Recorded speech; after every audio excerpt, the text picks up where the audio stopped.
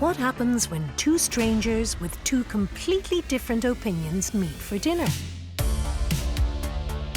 In this social experiment, people from all walks of life are paired up with their direct opposite and guided through a menu of questions specifically designed to promote discussion, disagreement and debate. Will they agree to disagree? You raised the racism thing. I'm a female, but I'm not a feminist. You've just taken a massive leap. I'm not biologically female and very comfortable with that. Could they end up bonding over shared life experiences? I see a smile on your face. What are you thinking right now? When you put that back to me, it does sound rather foolish. I admire that so much about you. Or will it be fireworks from the off? They are the most outdated thing in the world. I'm not going to accept that comment. No. Have you ever thought about being a sex worker? I'd end up doing more damage than good. Are you really a traveller? What a truly obnoxious thing to say. Do you trust the governments? No. It's a man and a woman make a child. It's just a fact. This is Eating with the Enemy.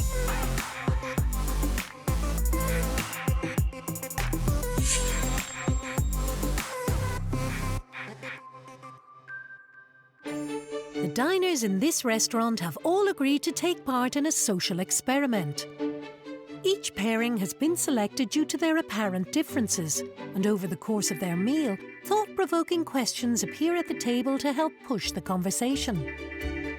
Watching on, two experts will observe what happens when so-called enemies debate life's big questions face to face. People have become really polarised with how they interact. And a lot of that is to do with the influence of social media. Social media can often be a negative echo chamber where people only encounter other people with similar beliefs and ideas. Where our beliefs aren't challenged, we don't learn anything new. Algorithms, because they track our likes and dislikes and feed us what is familiar, that creates a problem for us because it narrows our perspective but also feeds us the worst of the opposition, the more sensationalist, the more provocative ideas that the opposition hold, and that creates a serious problem. With everything ready to go, let's meet the diners. My name is James. I work in the sustainability sector and I'm from Cork. I've been vegan for about 12 years. I think there are huge benefits for people to transition to a plant-based diet. If 75% of the agricultural land could be converted back to native ecosystems, that would help massively alleviate climate change. And obviously it would have huge benefits for the animals caught up in this violent food system. I want to have a conversation just to understand the perspective of somebody who's defending the status quo as it is. So, who's joining James for dinner? I'm Bill. I'm a farmer from Kilkenny. I'd best describe myself as a farmer and a family man. So my worst quality could be that I get too involved in things, sometimes get too stuck in and maybe don't step back enough. Things that make me angry is when people misrepresent our sector and how we do business. I'd like to have a conversation with somebody who's the opposite, because normally you learn from those conversations or you see something from a different point of view. Hello. How are things? Not too bad. How are you? Good. Yeah. I'm Bill. James. James, nice to meet you, James. Nice to meet you.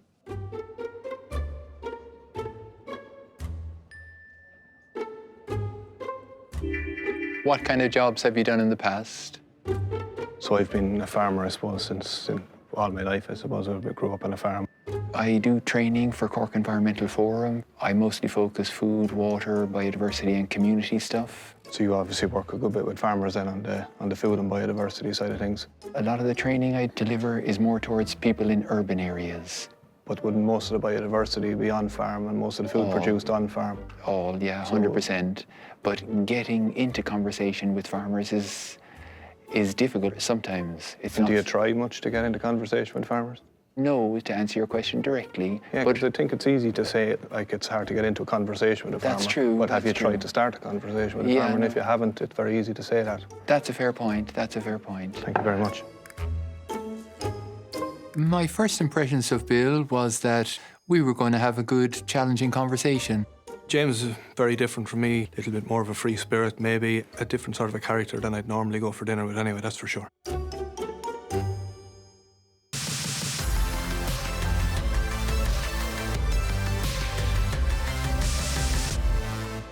Who's next? to eat with their enemy. I'm Ingrida, I'm 22 years old and I'm from Cavan.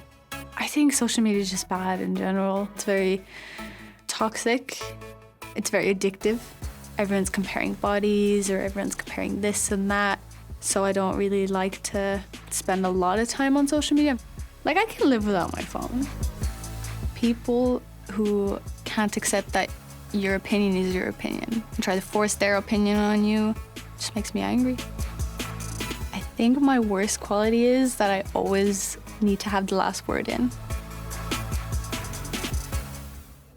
Joining Ingrida is a TikTok sensation with almost 2 million followers. My name is Miriam Mullins. I'm a social media content creator and I'm from Cork. A lot of people who I've met are very consumed by social media, so I've not really come across many people who don't like it. People that make me angry or frustrated is people who judge a book by its cover or have an opinion on something that they don't know much about. I like a bit of a challenge, I like a bit of a debate, so I suppose you might see a different side to me. Yeah, I just want to meet this person now, to be honest. Hi, how are you? Hi. I'm Miriam, how are you? I'm Ingrida. You seem very familiar, sorry. It's probably from social media, is it? TikTok? Yeah, TikTok, yeah. Oh my God. Yeah. How are you? Nice to I'm meet good. you. Nice to meet you. I'm Ingrida. Nice to meet you, Miriam. I knew instantly who she was because I've seen her TikToks and I just couldn't believe it. I honestly couldn't believe it was her.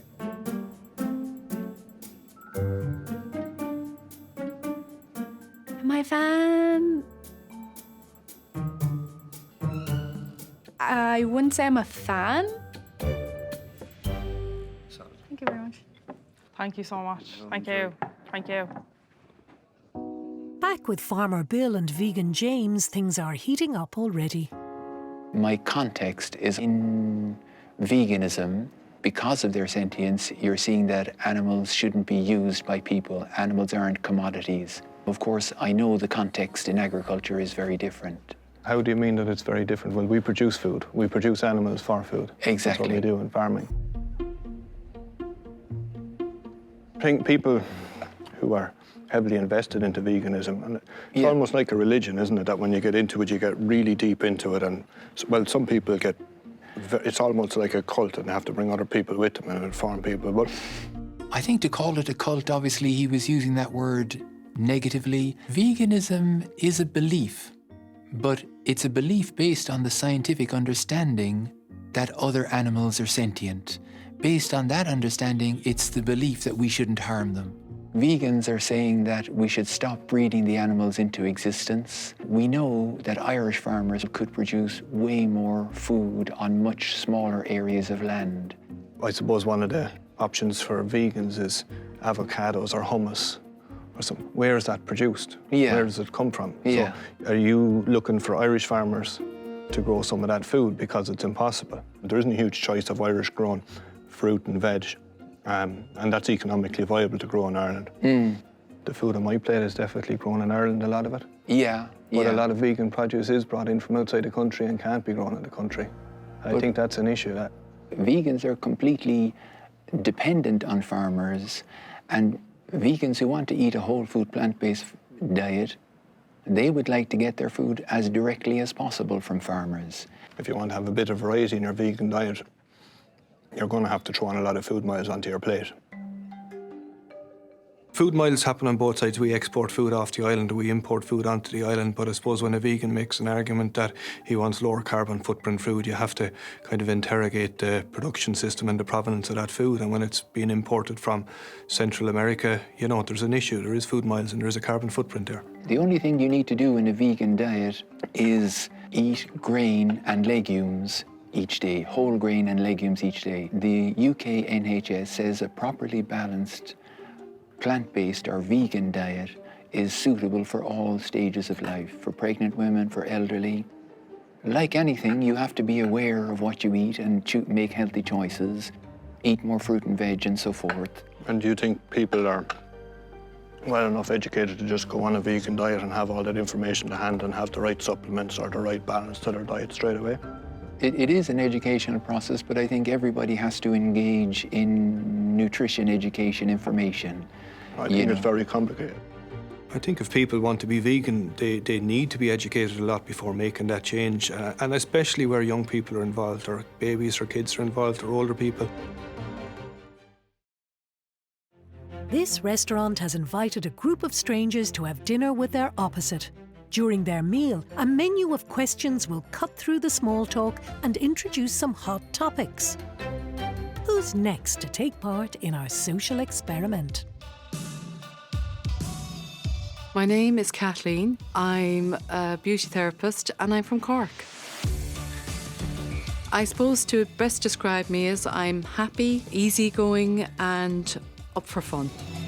A lot of women feel that they have to change their appearance as they age, and I feel that they should embrace more what they've got. The past 2 years have been kind of a whirlwind. I had surgery and went into surgical menopause, and I suppose from there I've really experienced a lot of different changes in my body and the process of coming through it as a new woman. As a beauty therapist, we see women of all ages coming into the salon, and I think women actually improve and become more beautiful as they age, and I wish they felt the same way. That's lovely, thank you. So who will be having dinner with Kathleen? My name is Patrick. I'm a doctor specialising in aesthetic medicine and I live in Dublin.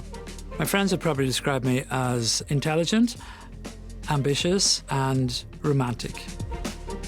I would be one of the people considered worldwide as having pioneered the field of aesthetic medicine. So aesthetic medicine is trying to achieve some sense of beauty through non-surgical methods.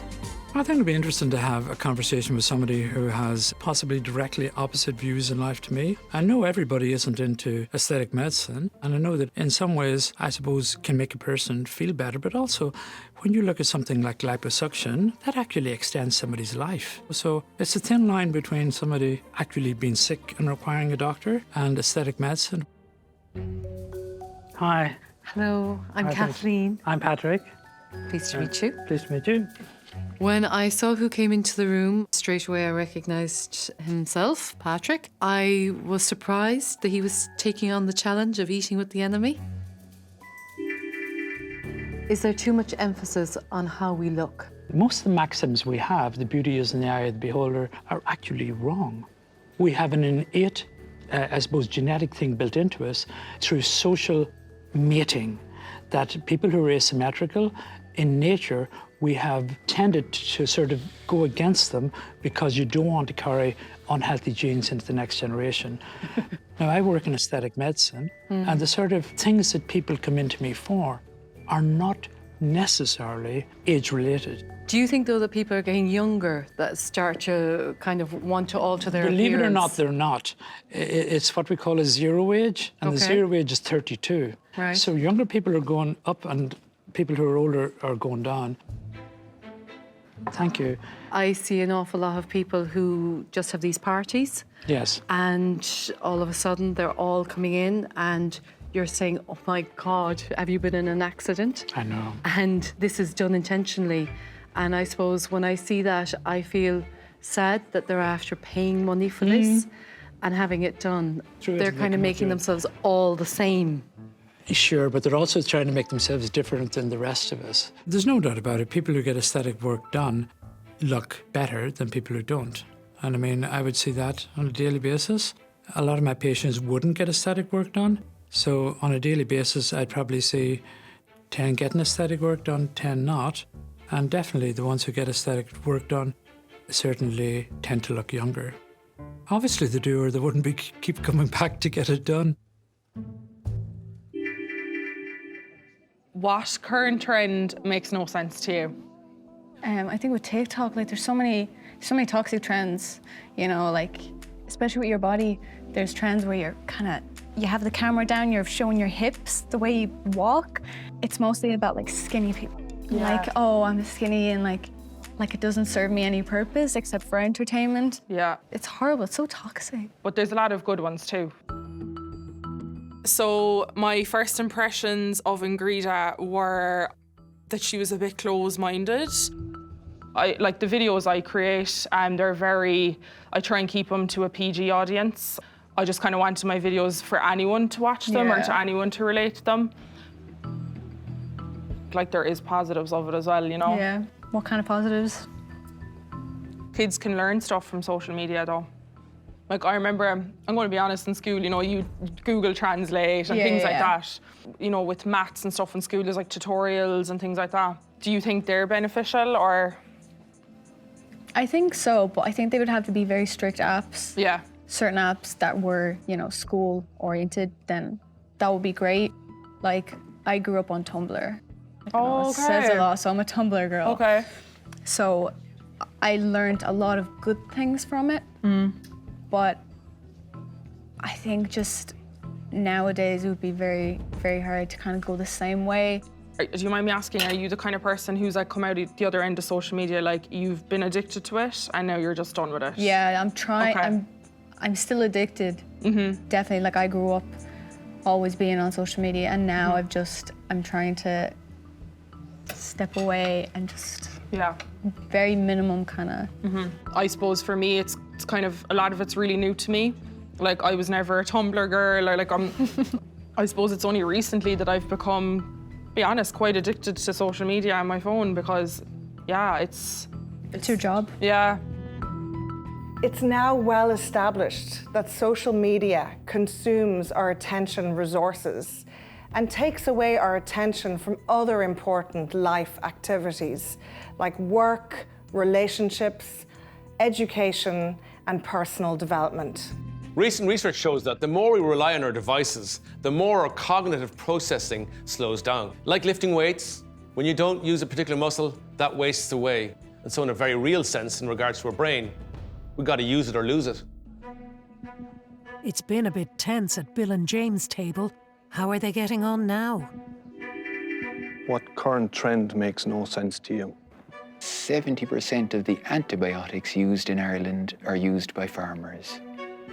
Yeah.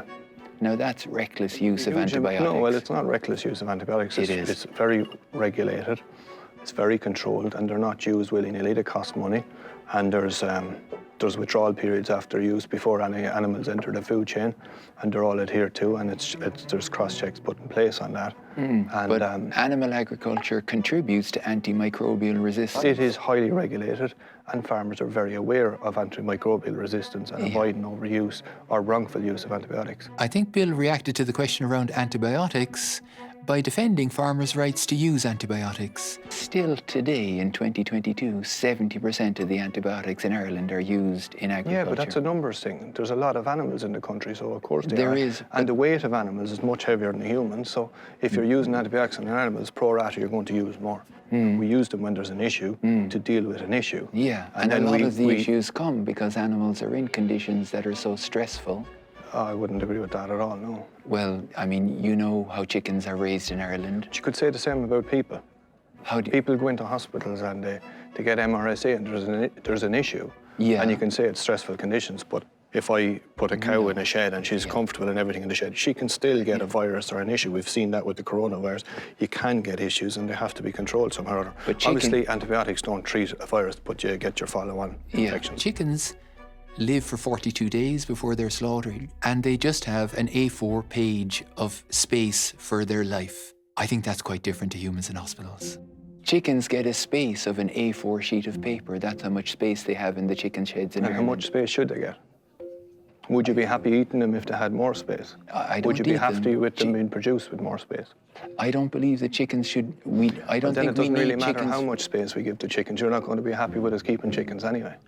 Yeah, that's true. So I suppose from my point of view, I'm very happy for you to be vegan, and I'm a farmer, so if there's enough demand, I'll produce whatever food I need to produce. You're not happy with me or my community living and producing food the way that we do. You want to change us. You want to change the way we eat, and you want to change the way we farm. If it goes to cult level where you're trying to convert other people to your way of thinking, I'm not in favour of that. I mean, if somebody wants to be vegan, that's fine. I don't try to bring them back to an omnivore diet. I don't see why they should be trying to convert me over to their way of thinking. It's going to end up with less farmers on the ground, less families on the ground, and rural communities that are decimated. Back at Patrick and Kathleen's table, beauty is the main topic on the menu. I try and, I suppose, keep everything as natural as possible. And inside the salon, we're using the facial machines, the non-surgicals, the hydration. But I'd use an awful lot of collagen facials now. I really believe that if you do Botox from, your late 20s onwards, you never really develop any, sort of wrinkles at all. I don't know then, but I find that a little bit, I won't say fully insulting, but a little bit. I kind of view that as people are aging, that they should kind of think more of their own skin and how they want to age themselves. And I'm 50, I'm menopausal, surgical menopause. And I suppose at this stage of my life, an awful lot of my friends are going for injectables. Sure. And they're actually going for facelifts as well. The first parameter you're looking at is people around 50 are menopausal. Yes. Okay, so many things happen. First thing is you get malar fat pad descent. Yeah. So your nasolabial lines get bigger. Biche's, I suppose, fat pad drop down as well. So you get that. Your hair gets worse. Your skin gets worse. So people who have fillers can put those things back up into place. So as a consequence, it does make people look younger. I think that Kathleen looks fine for 50. She hasn't done anything.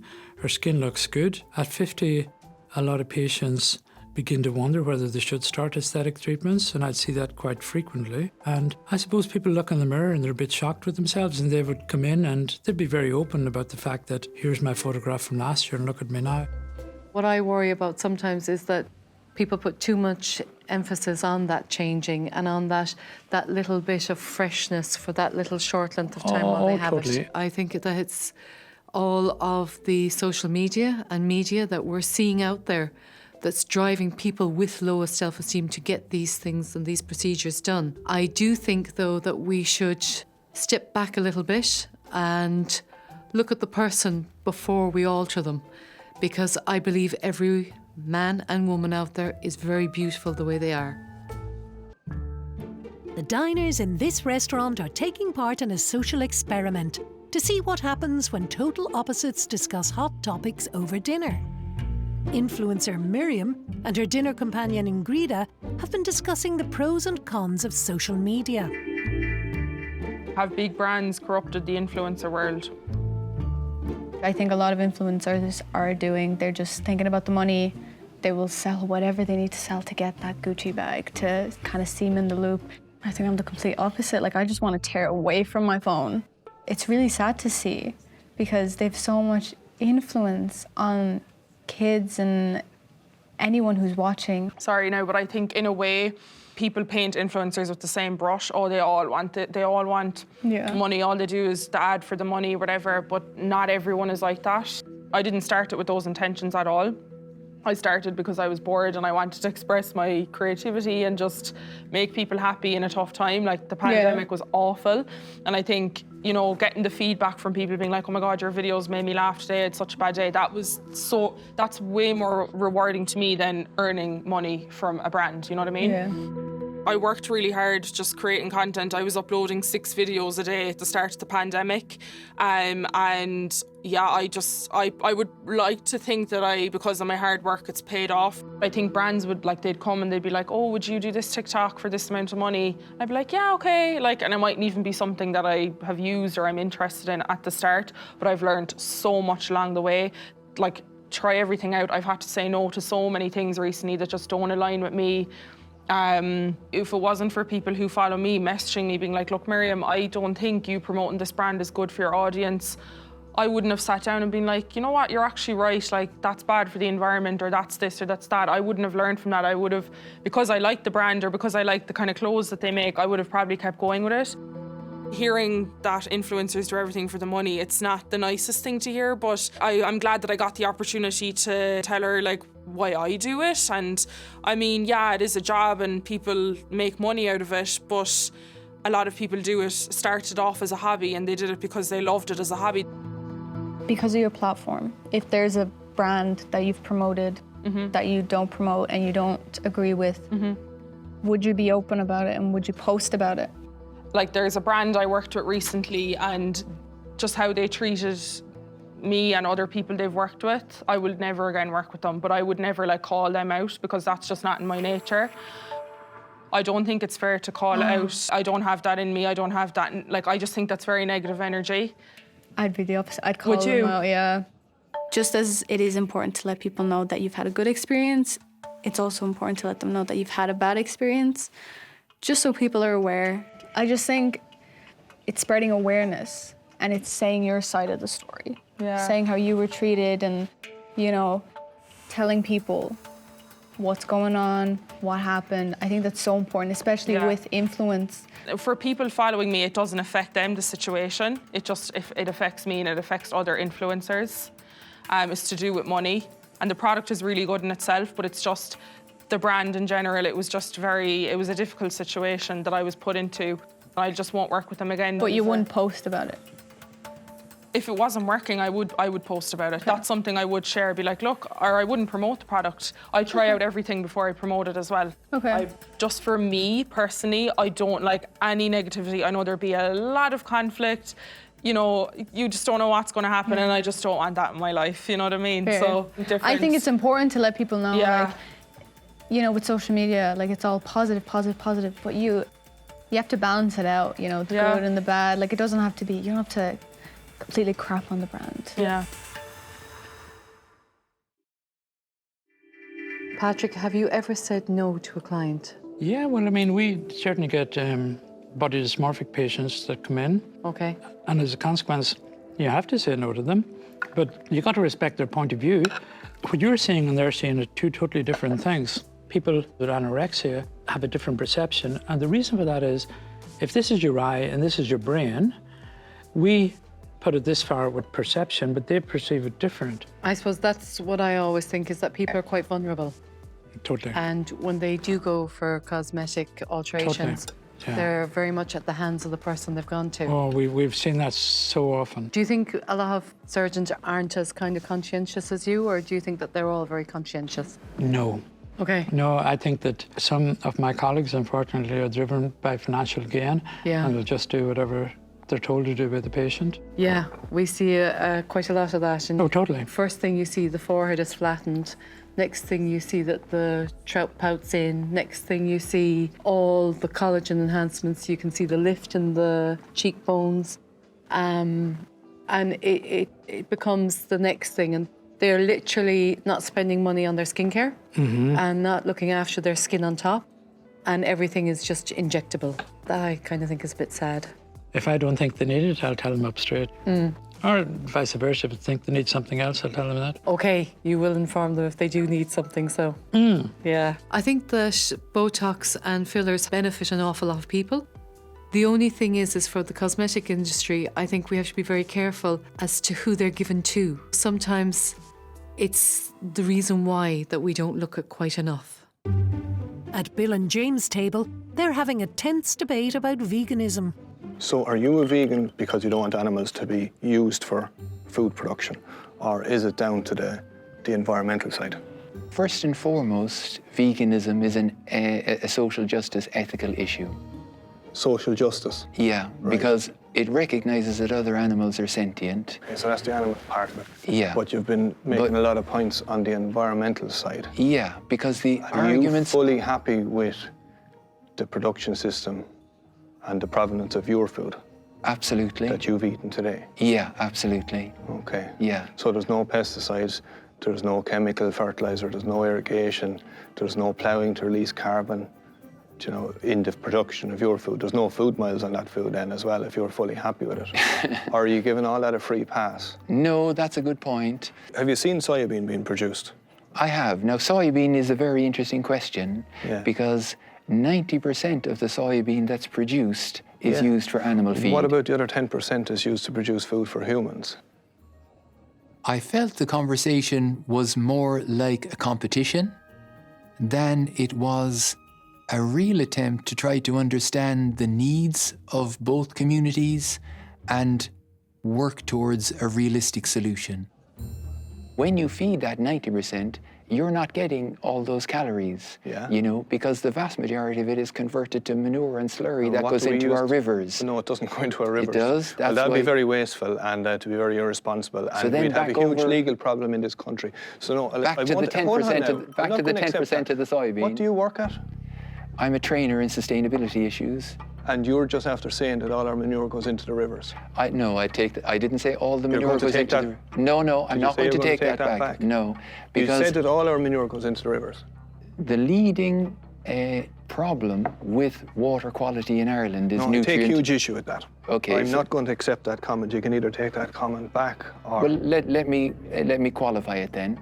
You can't qualify that comment. Well, let me just let me say... No, you can't qualify that comment in any way, shape or form. I spent hundreds of thousands of euros on my farm storing manure to use as a fertiliser. Yeah. I don't let any of it into the river. I had a huge difference of opinion with James on the manure issue. We have a stream flowing right through the middle of our farm, and we spent a lot of money protecting that and ensuring that everything is done right around that stream. Not something that I would condone or countenance.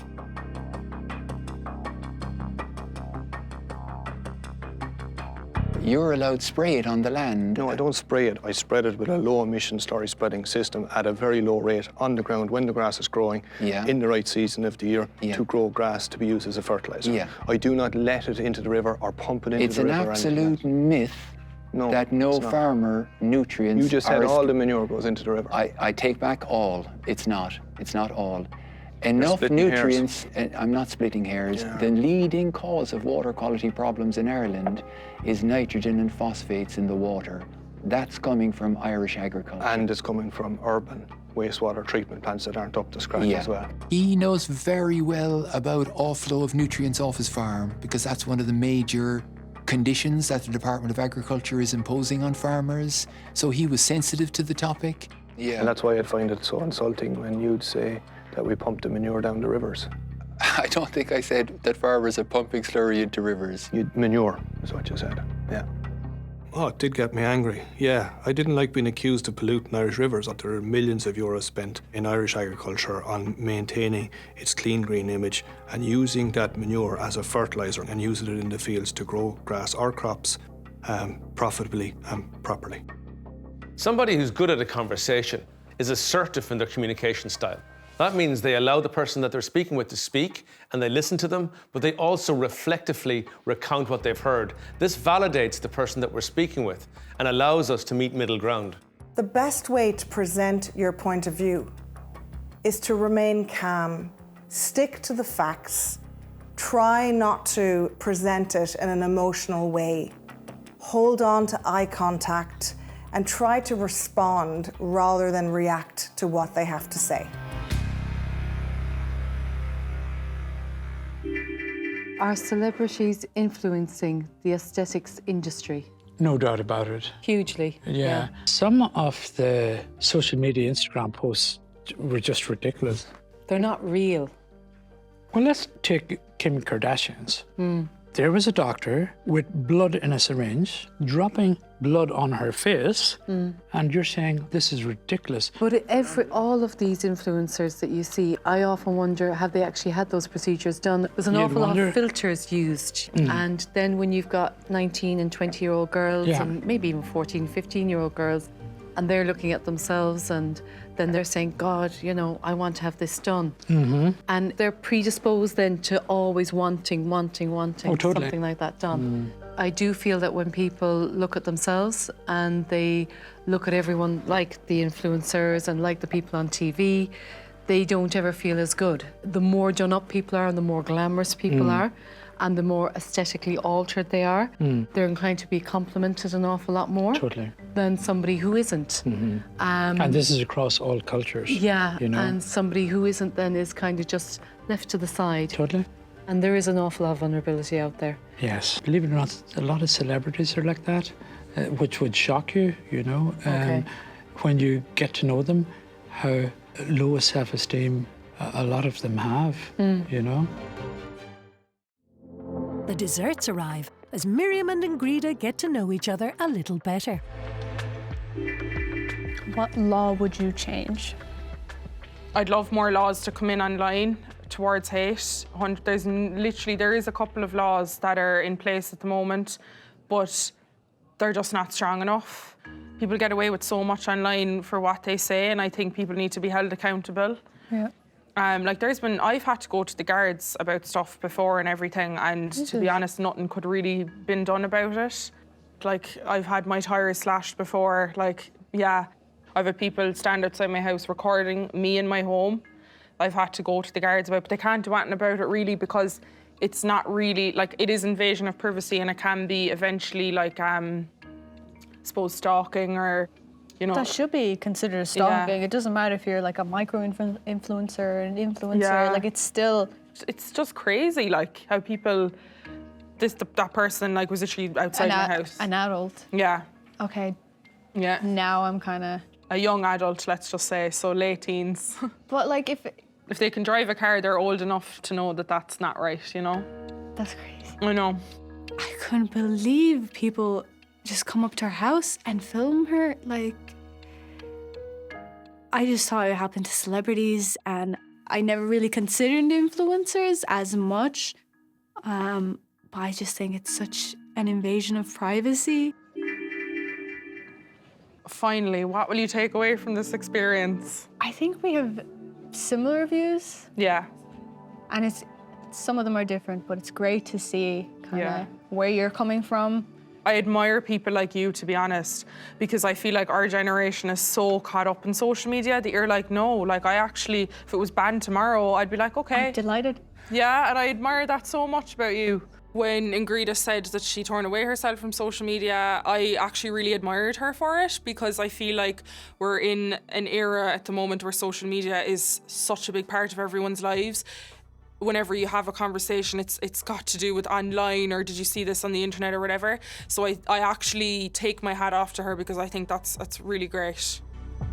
I'll be honest, there's some days I wish it didn't exist. Yeah. Because it can be just too much, but then I'm like, I'll be out of a job. But it's okay, you know what I mean? Yeah. Who cares, you know what I mean? If it goes tomorrow, yeah, I'll be out of a job, but it's not the end of the world. It's a lot of work, like, fair play to you. It's so much work. Thank you. The one thing I've learned from Eating with the Enemy is not all influencers are bad. Like, I think it takes a certain mindset. Yeah. Like, you have to be very strong to put yourself out there, and like, you've obviously figured out a way to deal with it and cope with it, and that's very impressive. Yeah. Go you. Thanks. We can form enemies online so quickly, but when we sit down with somebody and we share a meal with them, we immediately modify those visceral responses that we can launch so quickly behind a screen. It is possible to respect somebody that you fundamentally disagree with. And you can see that when people share aspects that are common to one another and start to understand where their beliefs come from. For our diners, I think a number of things will be illuminated. Most importantly, that they have a lot more in common with those that they believe to be their enemies than they thought. Does beauty bring happiness? Do you think? I don't think so. I think happiness is based on other parameters. It's almost the same as, does money bring happiness? Well, I suppose what money can bring people is security. I don't think that beauty necessarily brings happiness. I've seen some of the most beautiful women treated quite badly, actually. But I definitely think that money can make people secure. And then I think that can bring a little bit more comfort. Sure. More so than happiness, or, I think, you know. Some relationships that are getting a bit edgy, where a man might begin to wonder at that. Certainly, aesthetic medicine can bring a sense of security there as well. That women having the aesthetic surgery done makes the man happy, is it? That sort of thing. But does that make a marriage? I don't think so. No. It doesn't? No. No, definitely not.